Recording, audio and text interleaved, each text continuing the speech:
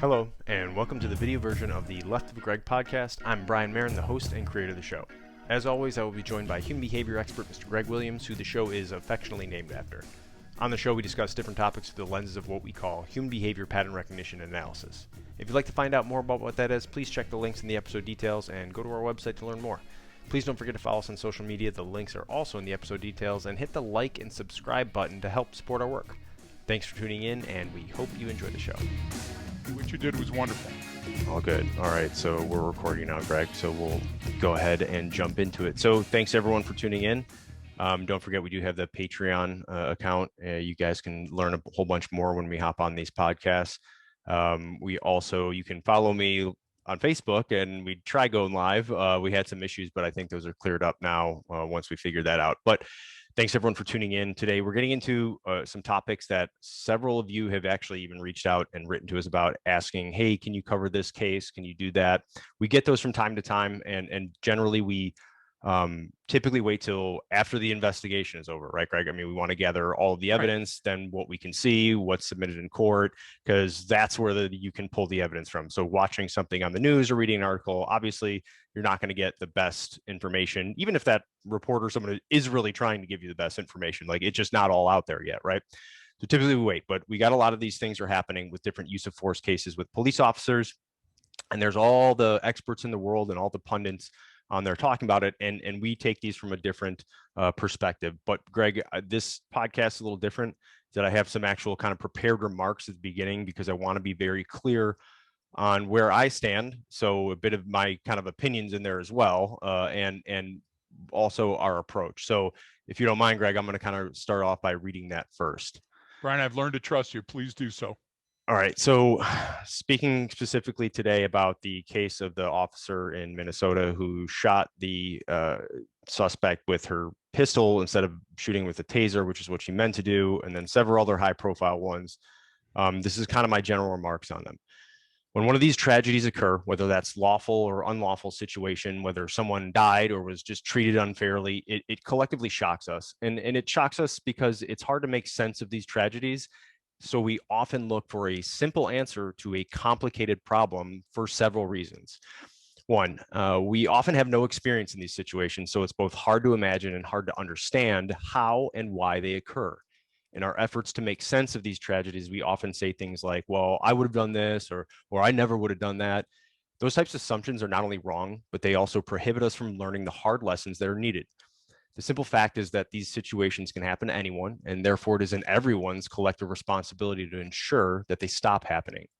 Two, due to things like negativity bias, confirmation bias, several other uncontrollable and often unconscious reasons, we believe that these tragedies fit a narrative of some overall greater problem, so we give it names like systemic and widespread.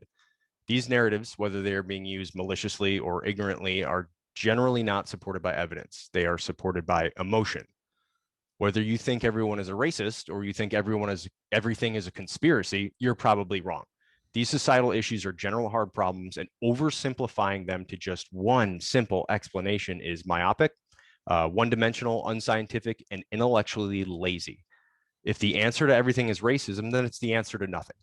Now, let me be clear. Racism absolutely does exist. It's a horrible and ugly part of the human condition, and I've seen it here in the US, and I've seen it in other countries as well. My biggest problem with using that context alone is that it will not help us understand or prevent these tragedies from occurring. They will continue to play out on the nightly news, and lives will continue to be ruined, and politicians will continue to capitalize on them. Three, we aren't clearly defining the problem, so our solutions become subjectively political rather than objectively reasonable. Some of the reasons why we aren't defining the problem correctly is because we misunderstand things like proximate cause and contributing factors. We offer short-term solutions to long-term problems. We look for technological solutions for everything, or we will pick one element of these situations and we will convince ourselves that this is the problem. If only they had more taser training, if only they had more time on the range, if only they had more cameras, if only the shot spotter system was more accurate. This is called at-bang thinking, and it needs to stop. In many cases, it's our own policies, procedures, and even training that create these tragedies. But that's actually a good thing, because it means we can change them. Although these problems are very difficult to solve, they are completely solvable. Although these tragedies are highly emotional and they ruin lives, we can learn to separate the emotion from the event and take a clinical approach. Look, we use a scientific framework to deconstruct these incidents in order to show where decisions could have been made that would have prevented these tragedies. Our methods have been tested and evaluated under the most extreme conditions, and our theories work literally anywhere in the world.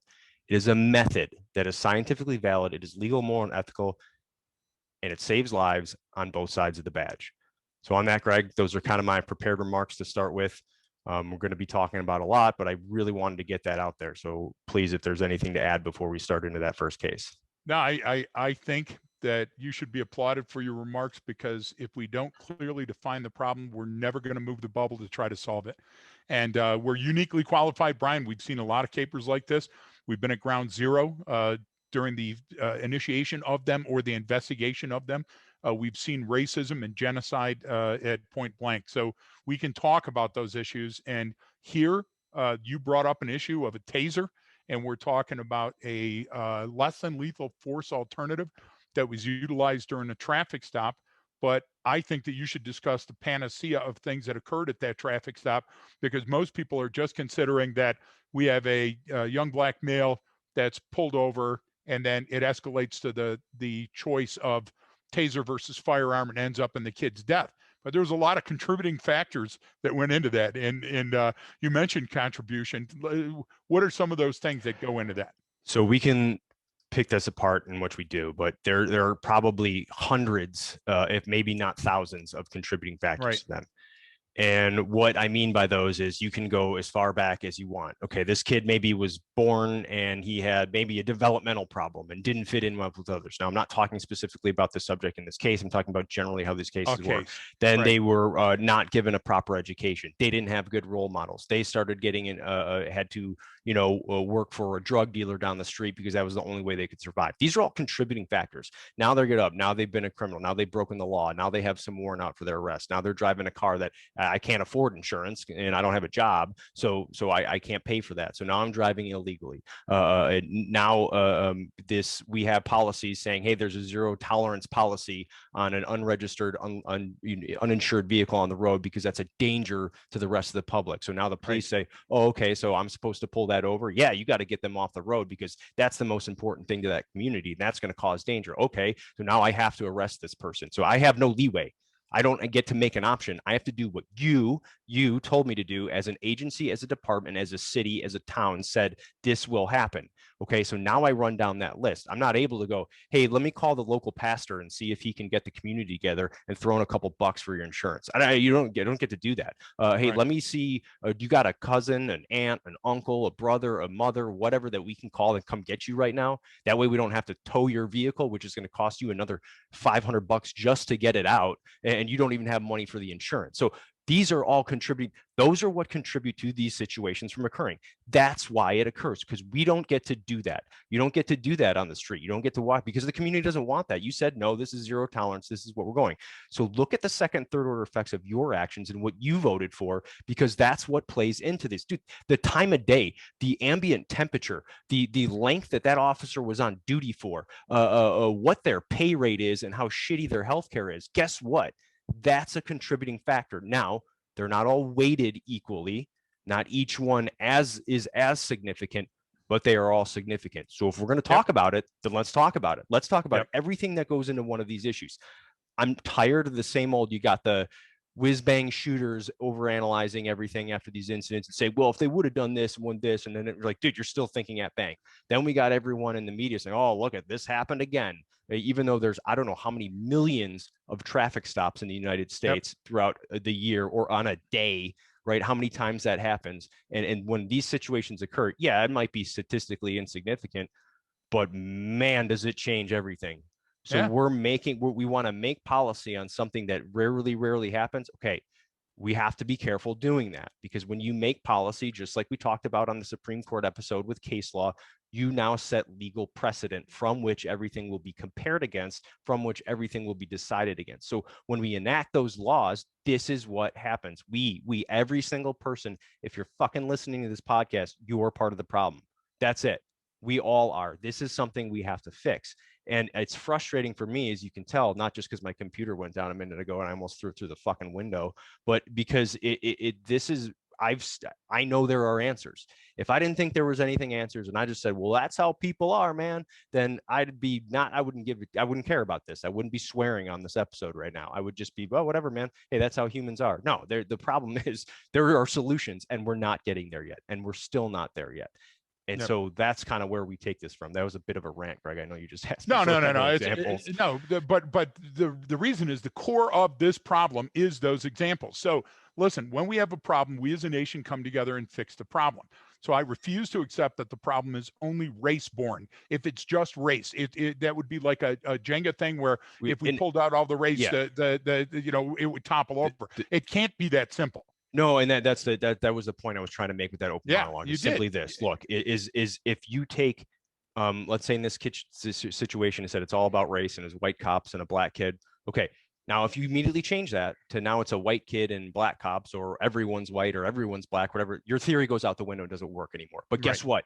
The fucking incident still happened and it was still wrong and it's still a problem. So exactly. So let's look at the factors that we can change and control, like things like training and response and policy and procedure, because that's what's going to change. Arguing over someone's beliefs, whether it's their political beliefs, their religious beliefs, social beliefs, will get you nowhere. Might get you a spot on the news, might get you an article printed somewhere, but it ain't changing the dial. So remember, if you're a critic, remember your spot. If you're just going to sit on the sidelines and criticize, you're a critic. Great. Critics are necessary for all societies, but you ain't in the arena. You get what I'm saying? You're not out there trying to change it. You're not out there having to do with it, and you're not the one on the street doing it. So take that take that into account when we're coming up with all these nutty freaking opinions on ways to fix this.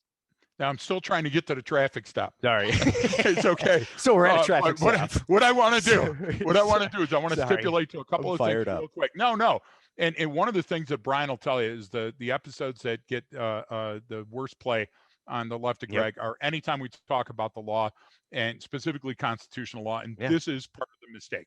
Part of the mistake is you're not educated, folks, and you don't understand how simple it is to solve these problems with the existing laws. But we're almost to the traffic stop. So let's stipulate to this. Let's stipulate that the 14th Amendment of the Constitution said that there's due process. Life, liberty, or property cannot be taken away from you without due process. Number one, Equal Protection Clause. Okay, that dates back to the Civil War to stop states from discriminating against blacks. And the broad wording of the clause made the Supreme Court come in and go, look, any racial discrimination, whites, Hispanics, Asians, Native Americans, it's all constitutionally wrong. Then 1964, we get the Civil Rights Act that says you can't have discrimination based on race or color or religion, sex, national origin. Then we get Title 42, Section 1983, which gives us civil recourse, redress, which means I can come back to you and I can sue your ass when you're wrong. So those are already on the board, Brian. And if we can just acquiesce. Criminally and civilly. Criminally and civilly. So now we're at the door of that car. And I would say this, Brian, we both had upbringings that were different than most of the platinum and silver spoon kids that might be listening to the broadcast, and God bless you. Okay. My mode of transportation didn't come into my senior year of high school, and it was a Kawasaki 125 that I had to pay $125 for and then rebuild the son of a bitch so it stayed running. And if it was a rainy day, I was using the shoe leather. You know what I'm saying? It wasn't going to go anywhere. And then I had this wet canvas backpack on my back, to carry my books. But the idea is that when you don't have a good paying job, you probably are buying an older car and reap the whirlwind. So you're going to have a tail light out. I remember my 1970 Cadillac Sedan DeVille that was so damaged, but it was a Cadillac, Brian, and reverse lights were stuck on. So I was getting pulled over on my way to a construction job, one of 3 jobs that I had to have. Do you get what I'm trying to say? To pay the way for my new baby after I got out of the Army. And I'd get pulled over and the cop would say, white light to rear, that's a law, you can't. Well, that's called the pretext stop, Brian. Yeah. The law puts in there certain things and says administratively or for the safety of others or equipment violations, there are laws on it. Well, guess who's going to get picked an inordinately amount of the time? Okay. So the laws are designed older cars. Because our laws are not by design, but end up doing what? Well, this is now directed all at the lowest meaning the Precisely. lowest class in our site, not class, just meaning the poorest people. So we're making laws right there off the bat automatically. If you don't have money, well, you're going to affect you more. You see how, right. That's what I'm talking about. This Mobius loop. But we're not even at the door of the car yet, Brian. But listen, so now we have a judge that issues a contempt of court violation. You're in contempt of court because you failed to show to appear, or you failed to pay fines and costs, or some other thing, you didn't go to your prescribed treatment or this or that. So the judge sends down an order, and it's an order of the court that you cannot stop. You must. It says right there, be it known to all police officers, day or night, this and that and the other, you shall bring this person, and it names the person and everything. Now, here you got a copper that's sitting on the side of the road. You see somebody late for work, or they're driving around because they don't have a job. Maybe they're looking for a job, Brian. All right, Greg, we had a little technical difficulties, but we're making our way towards the actual vehicle. You talk about now I got a misdemeanor warrant. Should I stay or should I go? All that. So now we're at the side of that car. And what I'm trying to tell you, Brian, is the driver of that car now, having given the false name, coming up with the misdemeanor warrant, thinking, man, I'm not going to make that appointment. I don't have the money to pay for this. That's why I got the warrant in the first place. And then you got the copper standing on the side of the road, and the copper's thinking, hey, listen, cops across the United States are making 25 to 50,000 traffic stops every 8-hour shift for 3 shifts, and protract that out. And he's thinking, hey, shouldn't be driving if you don't have the thing. And it's an order from the court, and the court says, I shall arrest you. And all of a sudden, this pressure cooker that's happening on the side of the road is not because of the cop and the driver. It's every bit of their responsibility. But let's draw back and let's take a look at the Brian Marin way of looking at life and see those things that were hard for them to control. Hey, man, I had to drive without insurance. It's not like I was drunk driving. Do you get what I'm trying to say? Hey, yeah, there's a gun in my car, and my car looks like shit and has a cracked column. And it's not because I want to shoot it out with the coppers. It's because I'm afraid to go home sometime through the neighborhoods where I live. And the $1.70 that I have this week to get me to work and back for my gas might be enough for somebody to a lucrative sort to try to rob me and hold me up. And now you're going to find that. And you know what? I don't know what to do right now because I don't have a lot of options and a lot of training. So I think I'm going to flee. And to flee, I have to push off of you. And guess what? There's a word for that. It's actively resisting. And it's a primal response. Of course right there, that kid he is 100% in his limbic system doing what we call the 1982 clash hit. Should I stay or should I go?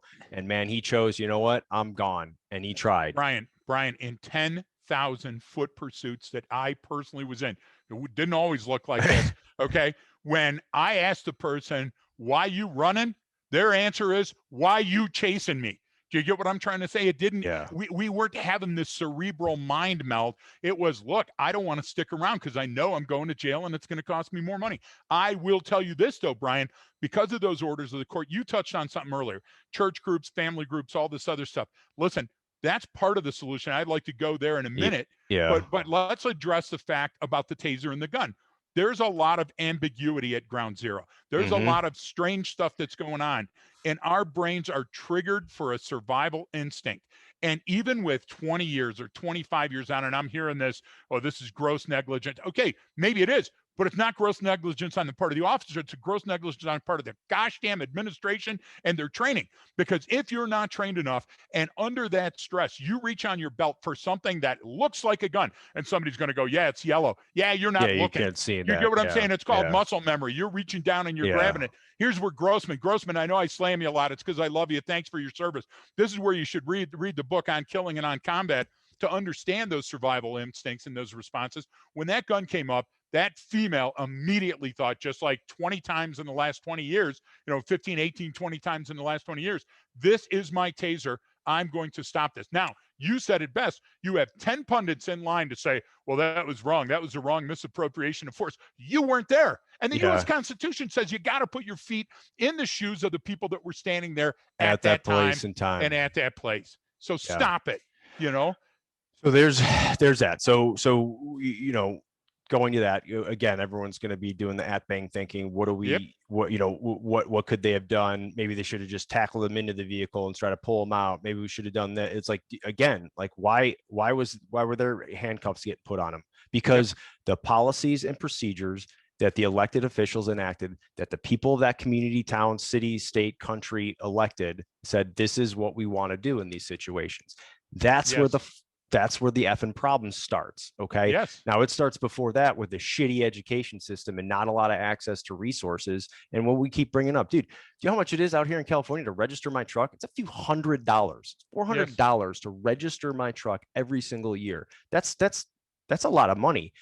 That's a hell of a lot of money when you're poor. Money that can go in your mouth or money that can get your rent. You get what I'm saying? And then we go, I oh do. no, I mean, so it's you want to tax people. Well, maybe instead of raising taxes, hey, that's where your income comes into play. When you show up at the DMV, this is your rate based on how much money you made. You made nothing. You're trying to get by. Hey man, so that guy over there is paying for it. Like you get a vehicle because you can't even afford a regular one. Like, and I'm just throwing these things out there because these are solutions. So we focus on the right there at bang. Well, he pulled him over because of this, and maybe this stop should be done this, and maybe let's throw a psychologist in there. Yeah, sure. Let's get a clown car and put a bunch of doctors in there. Let me know how that turns out for you, because they tried that shit in combat, and guess what happened? Wait till the first one's murdered. Well, wait till the first one's murdered on the side of the road during a scene. Saying, and they mean well. I'm not bashing them. I'm just saying you can't just throw that at the problem. You have to operationalize that information.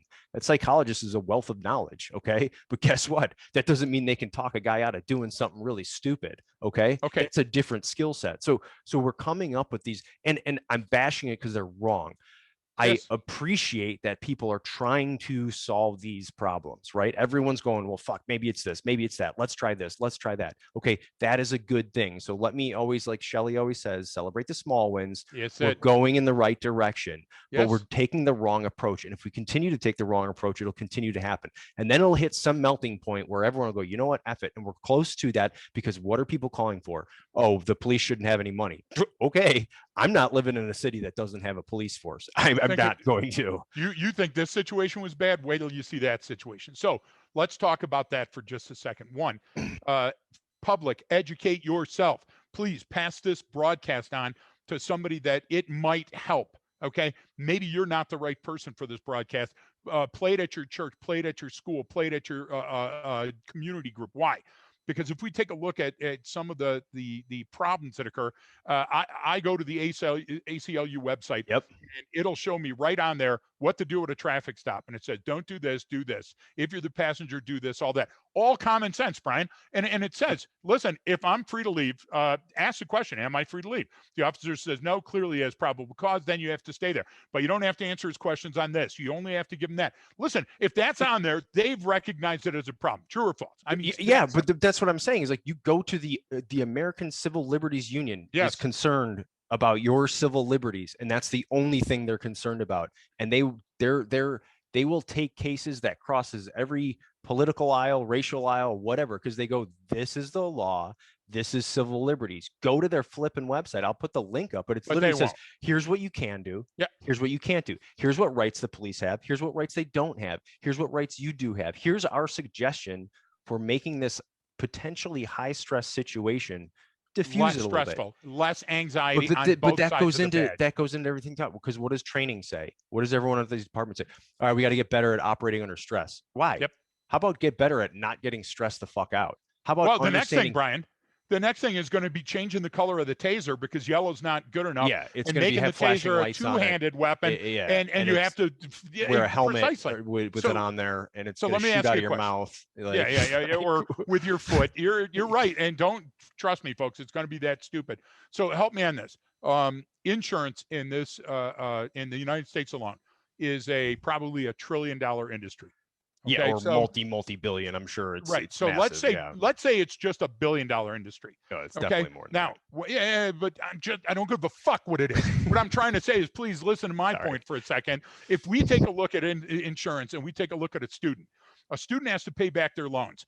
We're fighting now, and we fought for years and years and years that the student shouldn't have to pay back their loans. Okay, but at least we're thinking about it. So now this kid needs to get to work. So he goes to his local community, and there's a community bank, just like there's a food bank, there's a gosh damn insurance bank.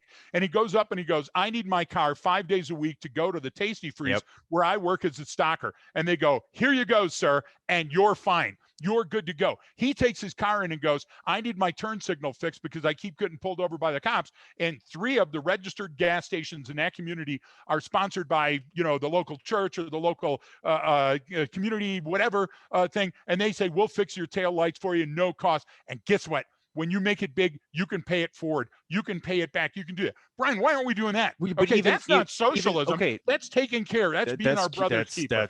That's called community focus. But that's what it is. That's about how you get the community involved. That's what it is right there. But even let's say we don't want to go that far, Greg, because that's a lot. Oh, we got to coordinate this, and then we got to make sure, and then some company's going to come in and start ripping people off and stealing government or local funds. Look, I get it. There's fraud everywhere. There's fraud in everything. You try to limit it. You can't get rid of all of fraud, right? Right. But here's the thing. Even if you didn't go that far, Greg, you F all these tech moguls, coming up with an app that hooks 14-year-old girls and gives them depression later in life, and they make $1 billion off of. Are they solving hard problems? No. Do we have the technological capability right now to go everything about that person, their vehicle, all that? When we go, well, there's another thing. Hey, that's another thing we got to add to their warrant. They're doing this. Hey, can we call someone from his community, his brother, his sister, his mother, his someone that there's contact? Hey, they're on Facebook. Let's see who they know. And then they can start getting, hey, from the city of this police department, you are wanted for these charges. Like, you need to come in and talk to us about this. We'll work out an arrangement for pay this. You can work it off. Whatever that's what I'm saying is, like, we have the technological capability to stop that event from ever happening. So now the police only have to deal with the really, really bad people. Because here's the thing, that's a really small percentage. So if we just they can focus on that, and all this BS about a traffic stop for this reason raises to a level where someone gets killed. A homicide. Right. No matter how you want to look at it. Why? We have the ability, but we don't always know. No, I hear what you're saying. We don't always know because, listen, a bank robber speeds. Do you get what I'm trying to say? I get that. A child abductor does it. So we have to allow the police to do the initial intervention. Here, clearly, it was a warrant, and this kid wasn't, wanted on felony charges. There was nobody kidnapped in the backseat. The minute that he began actively resisting, if the coppers would have taken a step back and let him drive, because now he's going to calm down and not flee, because if you push him, he's going to ram into a car full of nuns going to the hockey game, whatever. Then what you do is you go back to the judge and you write your report to the detective bureau, and the detective walks it up to the APA, the assistant prosecuting attorney, and you go before the judge and you go, I want you to know, I identified this guy. He was the one that was driving the car. He pushed me and he drove away from the scene. And then the judge goes, okay, there's an additional warrant. Then it goes to perhaps a fugitive apprehension team, Brian, that tries to de-escalate the situation and goes in and arrest him when he's sleeping at his house. But then you have that, oh, now I'm in a house. Well, there's got to be a better way. But what I'm saying is, you and I don't need to solve that right now. We need to have those discussions and say, here's 3 or 4 ways that we can immediately influence this without escalating force or making a new thing or spending $1 billion. Brian, could we do this? And that app you just talked about, okay? Could we have it that old people in a community that have a car, that are out of work, that spend part of their time as a Walmart greeter? I'm not trying to besmirch anybody. I'm saying this is how life is. Could you have it that you need a ride to work and you call, like in Gunnison, Uber is Goober, the Gunnison Uber, you hit a button and tell that person, I need to get to work and I have no way to get there. And this old retired person, 3 days a week with their cat in a car, drives you to work. You get what I'm trying to say? Knowing full well that you can't pay for the gas. What I'm telling you is that there's got to be a less caloric intervention to get us down that right path, Brian. And in some of those, there are some local places that have done stuff like that before. Exactly what you're talking about. Especially you can do that now with the Uber app and all that. They can say, hey, like now they're saying donate money for people to get rides to get vaccinated. How about donate money for someone to show up their court appearance? I'd do that. And show up with them. And if you showed up with them and said, I'm a member of the community, Greg, and I'm here with Brian Marin, an entire nonprofit would start up just to help fund that. Exactly. And what judge in the world, seeing that you had the support of fellow members of your community that are vouching for you and saying, yeah, he's made problems, Your Honor, but let's get a tabula rasa. Let's clear the slate and start over. The judge is going to vacate that warrant, or the judge is going to push back that warrant, or the judge is going to go, okay, we'll suspend fines and costs. You have a year to do whatever else. Now that anxiety goes away, and not every time the red and blues come on you, are you worried about what's going on behind you? And frankly, coppers, don't make traffic stops. If you don't want to reap the whirlwind, then stop making them, but we can't. That's not the answer to anything. Because then because here's the counter to that is, I mean, you started the counter with what I even said, like you said, well, look, when I see this violation, it also can mean this, and Yes. now I can get some drugs off the street or And what you walk whatever. by, you accept. And I get that, but I think the war on the war on drugs is over, and I think drugs won. Yes. So maybe we should change our policies on that, but that's a whole different topic. But again, that's another contributing factor of how this stuff escalates into these situations, right? And I get it that police have to be careful because everyone in the United States has a gun. Okay, well, if we want to have all those gun rights and you want to be able to buy whatever you want to buy, well, guess what? Now the police have to say, well, look, I could walk up and that guy could just pull something out and just start blasting away at me. And I get that. And that sounds scary, but that's not going to happen every time, right? There's ways to address all of these issues. Yes. And it doesn't even have to be some massive comprehensive approach. It's just using a logical framework. Where do you want to step in? If you were waiting until you got the guy out of the vehicle and he's already pulled over, you've missed everything leading up to that.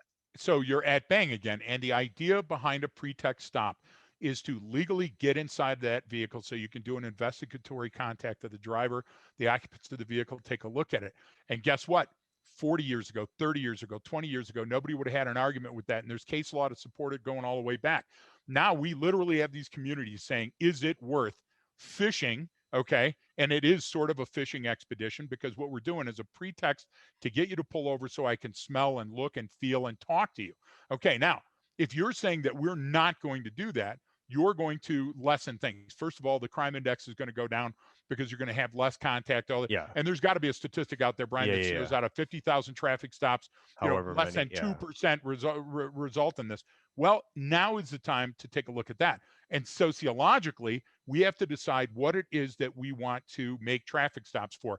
We can't take away from the cop. Look, bad people hide out there. Yep. People kill polyclass. People kidnap and kill other people and keep them in their apartment for years and stuff. And guess how those are solved, Brian? Guess how every serial killer ever caught was solved? A good copper and his instincts on the street said, I'm going to contact this person at this time. So 100%. If you take away this, Brian, then you damage this. So we can't do that. And what we need to do, you ever watch those building shows, Brian, where the people want to buy a house and they want to buy it on a beach or in Hurricane Alley or in Tornado Alley, but they really love it there. And so what they do is they get with a builder and says, okay, you're going to have your ranch style home, but we're going to put it on 16-foot stilts, right? Or we're going to do this and we're going to make this ground, whatever. So, Brian, if they can do that, and science is not exact. Science is an exact thing, but it's morphing and changing when constantly. We find new and incoming information. So what that means is that instead of going back and saying race and throwing a yellow flag and saying because it's on race, we can't have any more discussions, what we need to do is we need to go to those causes and say, here's a cornucopia, here's a stellar system of stars. I mean, take a look at the night sky. All of those things are complicating factors. But how do we control these? And I'll tell you, 90% of the answer is training. If you train a copper, what are you getting into when you do this? When you run, when you walk, when you put your hand on your gun, when you have your lights on, when you call for a cover car, what's going on in the mind of the likely offender? Brian, if it's a 3 strikes, you're out, you'll know because he's going to come up shooting. Yeah, he's going to, all that other stuff. Okay, but let's talk about this thing in Chicago that our good friend told us about a week ago, and now they're dropping the vids on it. You're talking about a cop that had to make hard decisions on the street when he had an adult and a kid running from after 18 shots fired or whatever it was. I don't care about the facts. You look up the facts. It's not my job. But the idea is at the end of the termination point of this foot pursuit, there's fractions of a second to decide that this, first of all, you're not looking and going, wow, this kid looks 13. Do you get what I'm saying? Yeah. Okay. It's nighttime. You're having all the, now slowing time down says, okay, if I start pulling back, taking cover, because the argument is the cop didn't have the cover and the kid's doing this and there's only nanoseconds. Brian, the closer you are to at bang, the less you have a decision in what's going to happen next. So either increase the time distance gap, say that, okay, now we have them in this area, we're going to back off and do something, or you have to accept that sometimes people are going to get killed. But this is why we talk about it from a tactical, operational, and strategic level, because it's a constant, all of these are a constant cost benefit analysis. Is this worth the squeeze?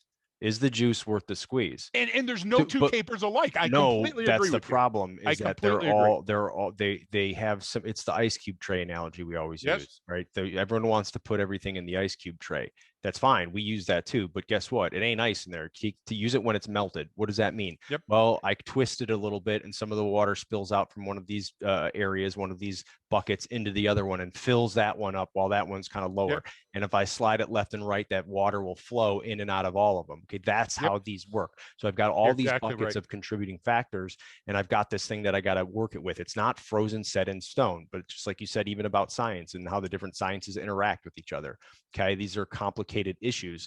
So we have to take that approach, because you just brought up, this Chicago example is that perfect one. Well, now this kid was killed. Yeah, he had a gun on him. And yeah, when the officer saw the gun, it was in his hand and it looked like it was coming up. And so at that time, given his training, he did exactly what he was trained to do, exactly what the policies and procedures told him to do. And look what happened. Right. Now, But here, let me add one thing to what you just said. look what happened. No, Big no, picture. I agree. Yeah. But let me add this to you. Okay. Here you add a situation where the kid was there on his own volition. I'm not saying I'm making a judgment call. I'm not saying right or wrong. I'm saying he was a 13-year-old with a gun out at night with an adult that also had a gun. Shooting. Yeah. Now we think they were shooting. Yeah. Okay. I'll fall short of that, saying that it's likely they were the people. But again, it doesn't matter. Now we had a shot caller system. Shot caller system was put in place by the community because they're tired of the shootings. The cop wasn't there because he wanted to be there, Brian. The cop was there because he was called, because the shot caller, because it was a policy of the agency to go to these scenes. And now he encountered who was likely the shooter. Do you see how that happens? Yes. So if we just attend it from that, Brian, if we just draw our wedge and we say everything was pointing towards this, then we can think of these likely outcomes. But that's not enough, is it? Now we got to think of the outcomes of that kid on the scene. What was he trained? Did he have a civics class? Was he in school long enough that somebody said, dude, when the cops are coming up, you got to drop that gun, you got to put your hands up. And then somebody's going to go, that's indentured servitude. We shouldn't have to fear the cop. Dude, if you're close to me with a gun, yeah, my hands are going up. Something's going to be going wrong. But we have to make those things more attainable, because the more choices that we have based on science and education and knowledge and training, the less shootings are going to happen. Listen, when we're not as educated and trained, we use a higher degree of violence, simply put. So fight that. Yeah. You know what I'm saying? I would say to them. On any side, this isn't, you're talking about training and education. We're not, Yes. We're talking about the police and the community. Yes. The lower your level of education, the lower your level of training, the more likely you are to go primal. You're going to escalate violence. You're going to escalate a situation. And, what does my wife always tell me? Hey, anger's easy, buddy. Empathy's hard. We saw Angry Brian a little earlier, just so you know. No, and because no, it's totally for true. me, it's not and as much takes anger. Time to abate as well. Is it for me? It's just frustration, because I've seen how these things can change, and it's not a high calorie expenditure. It's taking what we already know works and what policies and procedures work, and our own life experiences to look at these and stop saying, look at how different all of these things are, and they're saying, look at how these things are all exactly the same freaking story over and over again. And with I reiterate, with our process, if you change the race or religion or political background of any of these people we talk about, our method still applies and it still works. Yes. Yours Geographically, doesn't. we change it to Kansas. We change it to Canada. You're exactly right, Brian. So here's what also frustrates me about these situations is, one, obviously how it continues to get played out in the media, and you'll have people just going down the rabbit hole on both sides of just junk. I mean, just junk. I mean, you're just, even people who are training experts apparently, and they're talking about this stuff. I'm like, dude, you have no concept of how human behavior works. That's absolutely ridiculous. You're still thinking at bang too. It's like, well, in the millisecond, I got to make that decision. Okay. Guess what? You are a contributing factor to that situation. Your actions contributed to that. And this is what I get into, and it's just by hard showing up sometime. But so this is where society has to take that thing. Well, what are we going to have them do? Because what are we going to? Because that cop's going to go, oh, you want me just to let that kid get away? You want me to run? He broke the law. I clearly saw that. You got to tell him yes. I mean, that's the strategic layer. Because if that's your strategic goal, you have to be the leader and say yes. And at that local level has to decide, what are we doing? Okay, because some places are going to say, nope, I don't care. We have a zero tolerance. If they got a gun, you're going to go after them. Okay, And maybe in that situation, what comes from this 13-year-old kid getting killed? Yes. Yeah, he was committing, even if he was committing a felony. What who got hurt in this situation? Who died? What was Yeah, the but I understand you you're get what I'm taking saying? the I'm devil's saying it. I advocate know role. I'm playing that Totally. role, and I But understand but that's an Brian, if it was your oversimplification. daughter that had been Exactly. raped, or your cousin that And shot, or the car, that's why you can't have a sliding scale on flexible enforcement and morality. no, What no, you have to do is you have to law, say, I the agree, policies can't be sliding scale. but the But laws aren't. The no, no, no, laws no. say But this, this, and this, they right? can't. I'm saying the policies and the laws, those can't be a sliding scale. And if they Exactly. I apply to one, totally they agree. apply to all. Absolutely, there is no. You, We me, my thank- kid, your kid, no matter where they are. thankfully, we got rid of the whole separate but equal concept a long time ago, and that's illegal Yes. to do, and as it should be, because it's a Yes. ridiculous standard. A standard is a standard. Everyone gets held to it. What I'm saying should be the sliding scale is that individual response. Because why? Precisely. But that takes what? We don't do that anymore. It's the checklist. Here's what your procedures are when this event occurs. Okay, no two events are alike. How can you Right. sit there and give me that check? I'm a pilot uses a checklist for his flight, for his plane, because that's the same plane. It's the same problems are going to happen. He's going to, no matter where he goes Right. or she goes and flies that thing, there's certain protocols and procedures that have to take place to ensure that it happens safely. Okay, that's not how this stuff works. These are No, complex because problems. that's procedural and this is human. So You don't need that flippant checklist. You need precisely a framework. I need to a go, here are framework, my an options. architecture. How do I understand this situation and create the best possible outcome that fits within our overall strategic objectives? What we're talking about is the military goes commander's intent. Okay, Greg, I'm going to train you. I'm going to rehearse with you. Yeah. I'm going to give you a plan. I'm going to give you over and over again. I'm going to give you the best I can. And here's my intent. Now you Yes. get to take that and you get to go, as long as you're following in with these policies and procedures, as long as you're within the left and right lateral limits. I got your six. If I'm carrying out what your intent was, and that in these cases with law enforcement, that's a community driven too. That's police, that's the community leaders, that's the elected officials in that city get together. What's the intent here? Because that intent can then drive what our outcomes are going to be. But we don't do that. We take away responsibility. Yes. It's like when I left the Marine Corps, right? Or when I remember walking in, I had some like pay issues one time, or a couple times.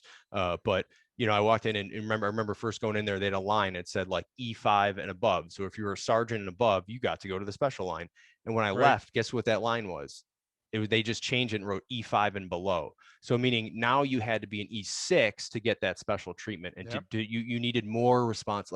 So what you did was that's taking away responsibility. It's saying you don't get to make that decision, Greg. Okay, you have the commander's intent, but it's incumbent upon you as a small unit leader to say, what about an 18-year-old? Yep. What about a 16-year-old? Yep. What about a 13-year-old? Where's the threshold? And when that commander looks at you and says, anyone, and you say anyone, you mean a woman or a man?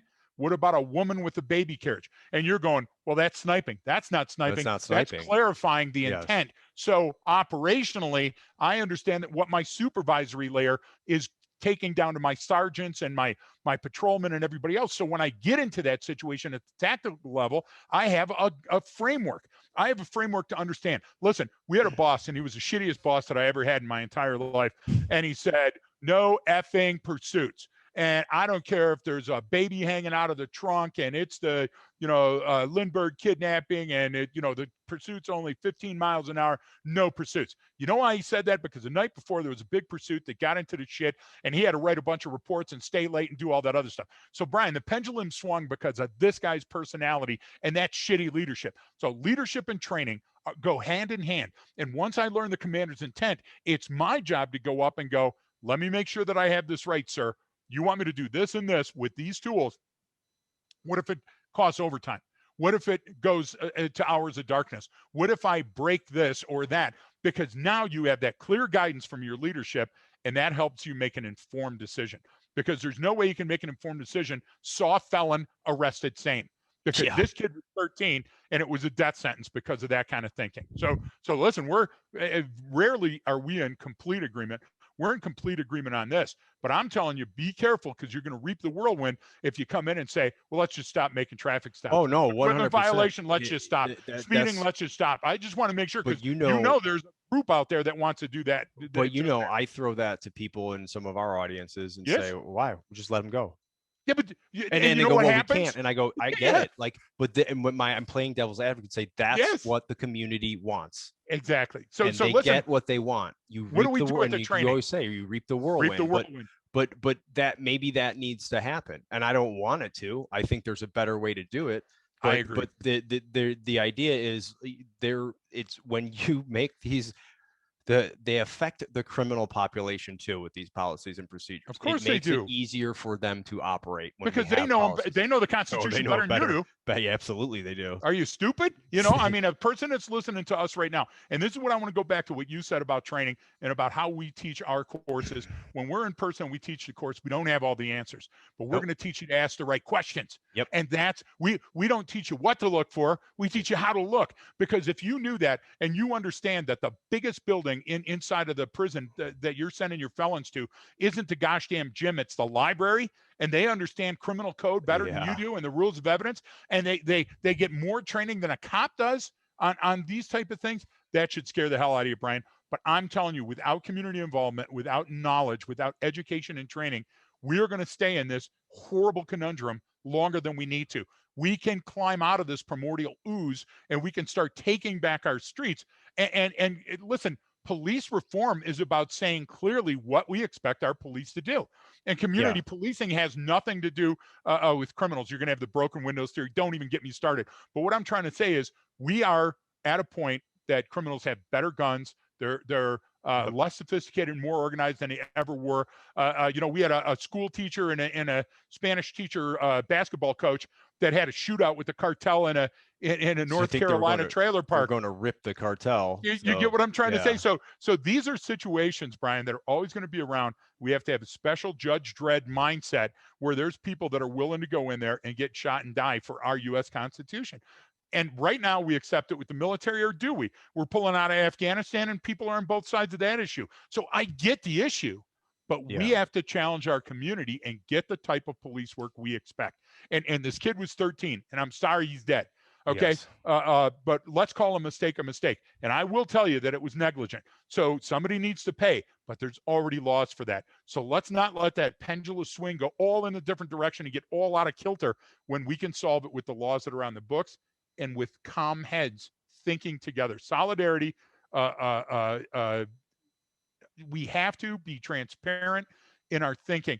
I have never, ever worked with a copper that said, there's a black guy, let's go get him. What the F? Right. Do you get what I'm trying to say? But if they are there, Brian, then let's continue to be aggressively weeding them out. But let's fix these cases with the law. And I don't think it's as much of that thinking. I think a lot of times when people talk up, and to, I guess, clarify too, you know, I said it at the beginning, people use terms like what systemic and all this stuff. And and a lot of times when they refer to the policies that were enacted, that happened. They didn't know it at the time, right? They didn't know, oh wow, this is only targeting the poorest neighborhoods in our city. Exactly. Right. But it's like the interstate system, and reading that you go, wow, that's pretty eye-opening. But listen, there's a book out there now on LinkedIn, the only social media I get, and I still don't get it. And the book is How to Speak Like a Roman Empire. Kiss my ass. Listen, it didn't work for them back then. That's why there is no Roman Empire. So you're thinking that you're going to get a gem from it. That's great.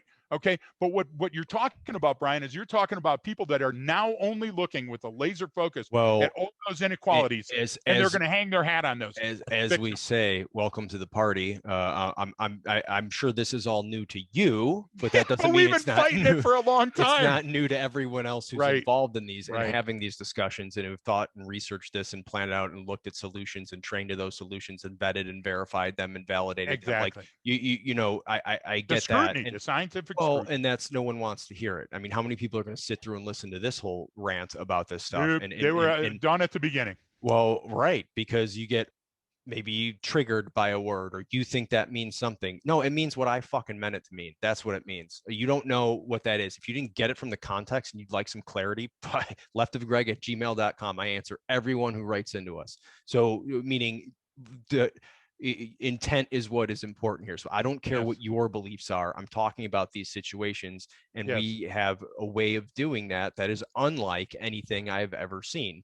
And that's Yes. why part of the reason why I dedicate myself doing it, because it's a never ending stop and it's a never ending progression. It's a never ending And process of somebody learning. needs to be doing it, buddy. And Somebody needs to be doing it. and the thing is, if we keep getting wrapped around these simple solutions, I mean, Jesus, man, like, I mean, I just saw some video, some major metropolitan police department with some fucking robotic dog.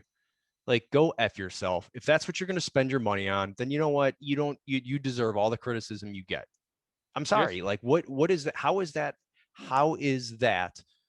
fixing these low frequency, highly impactful situations, right? Because I Yes. want to stress that about this is a low frequency event, but man, does it really ripple through the community. It separates Like a people. school It shooting. it pits one against another. It's emotional. It's draining. It's like we're all so sick of it. My concern is that like eventually we'll stop talking about it. You know what I'm saying? Right. Well, look at the And Indianapolis shooting that just happened this morning, Brian. it's You're not even going talking to be about covered. it's Yeah, I don't so, know. so Yeah, rare. Okay. But it's at the such a FedEx huge place. thing, and it's Yeah, going to change all the lives. And you know what? In the United States, racial equality is a law. Okay. Regardless of what race yeah. you are, you receive equal treatment, opportunities, education, employment, political. And they continue to even up those Yes. are being continually Every updated year. for the gay community, transgender community. They're Of adding all course. that And in. it They're going, hey, we needs to got a be. new thing. Yeah, that's what I'm saying. Like So, it keeps so going. So So what are the two most dangerous things in a copper's life? The traffic stop, because of its ambiguous nature, you never know what you're going to get into. Okay, and they have to be made. And something like a domestic violence situation, yeah, where you go on a domestic violence and the emotions are so high. Brian, we need to stop investing in body bunkers and up armored. What's the old, not the Humvee, the other one? yeah, Gosh, MRAP thing. yeah, the MRAPs. We need to stop that, and we need to start saying we need to invest in the brain of the copper that's on the street. And it's a long-term investment because it'll pay us dividends. If not, we're going Over to time, over their leave in. career. We're going to Yeah, have coppers that are leaving, and then they're going it's to go happening. after them with criminal. And now we're doing it both. Yeah, it's happening right now. Hey, listen, the civil code was there to fix these wrongs. These people aren't criminals. And you say, okay, well, neglect and negligence, rather, and gross negligence specifically is a crime. Yeah, okay. So go after those people. But And the prove it. idea is you have a chance to say only 15 times in 20 years. And I know that's a big number if that's your son or daughter that was tased and shot accidentally. But Brian, it still shows it's manageable. It's not out of That's the ken of and that us solving it. and that's why I brought that up at the beginning. The same thing. You're going to go at it with statistics, and we don't do that to go look. It's not a big deal. We go look. This is a huge deal, but it's Huge. manageable. We can fix it. It's only Exactly. happened X amount of times during this many years. Like that. That's the issue. We can solve it. And so, Exactly. but I think that changing how we discuss it is important. We always obviously try to do that, but we fall back. Look, man, like this goes into everything that we talk about when you're processing your environment. You're saying, oh, that police officer thought this because of this reason, and it's because he's a bad person. Or the other person will say, no, look, he's got to get faster at drawing and doing this, and we're all Stop. like, you're all flipping wrong. Like Because you're all this at is bang. that's the point. It's not just that you're at Brian. bang. It's just you're picking that one thing and saying that's the issue. F you, man. If the world is that simple to you, man, I wish I'm one more TBI. I'm one more brain injury away from looking at the world that way. Of just, Right. well, this is what it is. It's us versus them. It's black and Because it's white. easy. It's You said it's it in fucking your easy. rant earlier. Easy. It's intellectually lazy. So listen to me. If you have a situation like drunk driving, and drunk driving is a serious problem, they have things like safe ride. Yes or no? Okay. Yeah. They have a situation where you have to blow into a tube to determine your toxicology, your blood alcohol content before you drive your car. Yeah. They have cars that are affixed with things that say you can't go out at night, you can't do this. They have cars that you can get insurance for to be a driver to work at night that says, hey, look, I'm a convicted drunk driver, but right now I'm sober. I can You get work. what I'm trying to Yeah. say? At this time. Okay, Yeah. so if we work that hard on drunk driving, why can't we work that hard on these kids with guns? Why can't we work that hard on this cop with the traffic stop? If you're going to give me a technological advantage, give me one that helps me Do you get what I'm trying to say? De-escalate the anxiety at the window on a traffic stop where the person can scan the stuff and I can watch them scanning and know that, yeah, this is not the problem. I don't care what that is, Brian. Yeah. Again, I don't care, but I know that if we leverage our general knowledge and interest into something like that, we're going to be able to solve it. We got to stop with the journalists saying, hey, we're going to pick this and put it to the forefront of the news. Well, that sells. We have to stop the that goes salacious. into, well, we just pick apart this person. It's obvious this individual. Like, are you kidding me, dude? Imagine. Okay, let's put ourselves in the shoes of that officer who just shot that guy with her Glock instead of her life taser. has changed forever, dude. I'm like, if that was me, I'm fucking going home and eating my gun. Yeah. I mean, I couldn't live with myself. Sadly, both of us have the PTSD. That's a response we still consider. But here's the thing. But you're right. Like, we go, oh, well, that's the person. No, this is all of us. That was her. She was a contributing factor. Incredible career. Her agency was a contributing factor. The training was, hey, how about the suspect was a major contributing factor? Yep. We had the laws, our policies and procedures were contributing factors. Our lack of community support for someone like this is a contributing factor. Our lack of quality education was a contributing factor. This is so we're all part of that. It's not an easy problem. We're all equally culpable. Rather than yelling at each other, we should say, damn, this is tough. How do we fix this? So the news media went to the father. Well, they got to sell tickets, man. I get it. But the news media went to the father, and the father says, this is a homicide. I can't believe it was negligent. This was a murder. Okay. The first question of the news should have been, what was your 13-year-old kid doing out at night with a gun? But then that's oversimplification. You see how I'm on one side of the issue and the other? And both. So we got to push that emotion out of the way. We got to say, these are the facts that we're faced with. How can we fix this going forward to make sure that this situation and situations similar to it, because it'll never be the same, won't occur again? Because like we covered, they need tactical, operational, and strategic change. And when we say change, it's not some comprehensive reform and this, like, no, you need to get better at these skill sets here tactically, because that fits in operationally here. And then strategically, you have to come up with a better way forward, an idea, a concept of what it is. You don't need to plan. Like, I haven't seen a good strategy. But what is the commander's intent? What is the intent of the police department and the city that and their elected officials? They should be getting together going, what are we trying to do here with this community? What is the plan? So you covered that, strategic, operational, and tactical, and you covered it perfectly. The other thing that we do that nobody else does is we cover psychologically, sociologically, physiologically, and environmentally. So those are all issues in that same community that spoke to this traffic stop, that spoke to this kid running with the gun. Okay, sociologically, if the community's not involved, it's not going to change, because then it's going to be a incident of dissonance where we solve this one problem, but it's not going to fix the next problem down there. Psychologically, we have to want to understand that in these high stress situations, things happen with the brain and the eye and the humans, and we got to train to that standard. Physiologically, we have to understand that it didn't matter if that gun was yellow. Okay. They were grabbing it. And I could show you a Nerf gun from a week ago that looked like a real gun that was a real Glock. Okay. And then finally, environmentally. Environmentally means geographic factors, the place at that time that is a high crime area or is a low income area. And we got to address those. Brian, if we don't address those contributing factors, then how are we going to mitigate the whole issue? And that's what you're saying. And that's what I'm saying. And I think it's a valid point. And nobody's covering that, by the way. Well, I mean, I can't find it anymore. It's the taking sides and yelling back and forth. And I get that. That's happened throughout history. There's nothing new to that. But the idea is, if you're coming from one angle and say, yeah, but what about this? And what about this? It's like, great, I understand that now. Now take it from the other side. Well, no, it's like, all right, well, then we're not going to get anywhere. Exactly right. But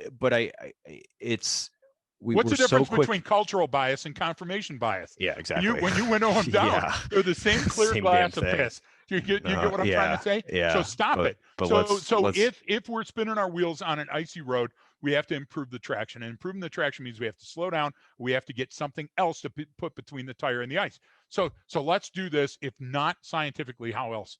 We have to do it mechanically. There's a way to slow time down in these incidents, and that's improving the training, not defunding the coppers. And we got to just get better at that. And we got to get better at telling the copper, like you said, strategically, this is our intent. This is where we want to go with this.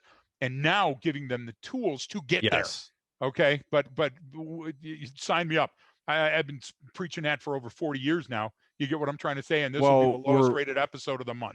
Yeah, and there's plenty of other issues too about I mean, now you're talking about, again, sociologically, we're all in our groups, man, Yes. and we got our groups and we got our methods and we got our ways of thinking. And my group, I'm going to be more for them, and you're going to be for your group. And I get that. And even people who are, but the problem is we also don't police our own very well. Those Yes. groups don't get rid of the people that they need to get rid of because that they're Yes. part of that group. I don't care if that's a political organization. I don't care if those are doctors, if those are lawyers, if those are bankers, if those are police officers, right? Like we don't fix our own problems. We blame others, and I get that. So there's areas in there that need to change and need to allow that for happen. Yes. But when you talk about training and this stuff, and it's like the argument I made with someone years ago when the Chicago police was like announced they were going to be hiring 1,000 more officers or something. Same argument. It's like, well, how much does that cost over their career? 1,000 officers over 20-year career, billions. Okay, Yes. but that's not going to solve the problem. Is you have to invest in your people, and you have to give them the best training, the best equipment, the longest, and professionally develop them. And does that cost money? Yeah, it does. But in the long run, one, it costs you a lot less. Two, guess what? When you give them the best training and the best equipment and the best way to do things, you get to raise the standard. You get to Yes. say, no, well, now you And have to this is meet what I this expect requirement. from you. Yeah, Exactly. your It's expectations a go through profession the now. roof. Well, and it's still fighting to be one, Greg. My argument Yeah. is it's still fighting to be one. No, It's it come a isn't. long way. Yeah, You right. get what But I'm it saying, isn't. to really I totally professionalize agree. it and make it what it should be. We have all these requirements to be. You have different requirements to be, whatever at this place. Like the Yep. highest ones should be who our police force is, and then you got to Exactly. pay them accordingly, and you Like got a to train them journeyman, or accordingly. you're Exactly. precisely right. But the community has to make that choice. That's not about police work. That's about the community. And I Well, think it's you're spot society as a on with whole. that. Yeah. I mean, Right. it's, But yeah. how are we going to get there? And I'll explain this to you. Okay. So I don't watch the news. Can't, because Yeah. it's not real news. So I'll go out and I'll search for the differing opinions from the scholars. And so I read one from a scholar, and he's a Rhodes Scholar, and he's also a scholar on police work. And he said police have a lot of things that they have to carry on their belt. And he went through the weapons and the ammunition and the expandable baton and the SAP gloves. When were you a cop? When were you relevant? In 1946, SAP gloves are illegal. A SAP is illegal. No cop would carry that. That's a felony. And if you used it on somebody, you'd be in a federal prison. So, Brian, I'm telling you, on both sides, when somebody comes up and goes, I'm a subject matter expert in what?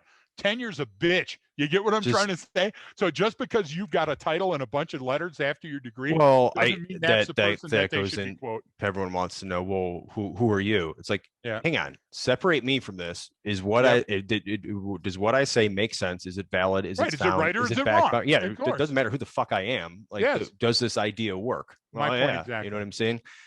But I don't know. I don't know about you, but if I go to somebody's house and it's April and they still got their Christmas lights up, I start questioning that Yeah, resume, Brian. That's all I'm trying to say, right? exactly. Well, we kind of had some technical difficulties at the beginning a few times to kind of threw me off the loop, but I think we kind Threw you off a roof. of was about to throw the computer off a roof. I know that. I know that the Glock was coming out. Oh my God. So that was really bothering me. But um I I think maybe we kind of wrap it up right now, because we hit, I think, a lot of the points. We didn't get into a lot of the cases, We and only plus scratched the surface. we got other calls this morning too. Yeah, So but listen, we um only scratched the surface, but I think we had a valiant attempt at defining at least part of the problem. yeah, and we'll get to more comprehensive and specific solutions. Obviously, I think we always say training, but that has to be the right type of training, and make sure it's done correctly. But and Both sides of the all tracks. those caveats. But yeah, Yep. so I think I'd like to get some feedback from some of the listeners to see what you guys think Certainly. of how we covered it and what we said, and then we can elaborate further or clarify things, or yeah, whatever you think. I'd definitely like some feedback from everything. So, Greg, any final words here before we wrap? No, I just want to say this, Brian. I want to say thank you for pouring your heart out at the beginning of the episode. And folks, remember, we're both in this to win this, and that's long haul, and that means we've invested our time and our money and our emotional capital, and we're doing this for free. We're trying our best, and remember that. Yeah, I think that's a good caveat there, or a good way to frame that too. So yeah, if you want more, go to the website, follow us on social media. We do have the Patreon account. We're constantly updating that and dropping little extras from the episodes and different extra content, some of our little webinars and stuff like that we put on there. So you can follow us along. It's only a couple bucks a month, and you can ask us questions on there, and we'll do some stuff on the private side there. So to those Patreon subscribers who are already out there, thank you so Thank you. much. We really do appreciate it. Hopefully those who wanted got their coffee mugs. You can send photos or post or tag us in those if you're on social media. Same thing. You can follow along. You know, order a coffee mug from the website, your official Left of Greg. Got to sell a little bit now that I fixed the payment issues, and we're not being charged every time someone orders one. And remember, exit through the gift shop, Brian, Yeah, because there's going to be more and more items. One of the see the most e-dress. requested items is the ice cube tray. Yeah, So oh, that's a just great idea. can you think of that I with didn't the even think of huh? that. Oh, Huh? look at that. An official Arcadia or Left of Greg ice cube tray. I love that Exactly. idea. That's a great idea. So hopefully we'll have more on there. Thank you everyone for listening and tuning in. And if you like it, please share the episode, send it to someone you know, and give us a review. So please don't forget that training changes behavior.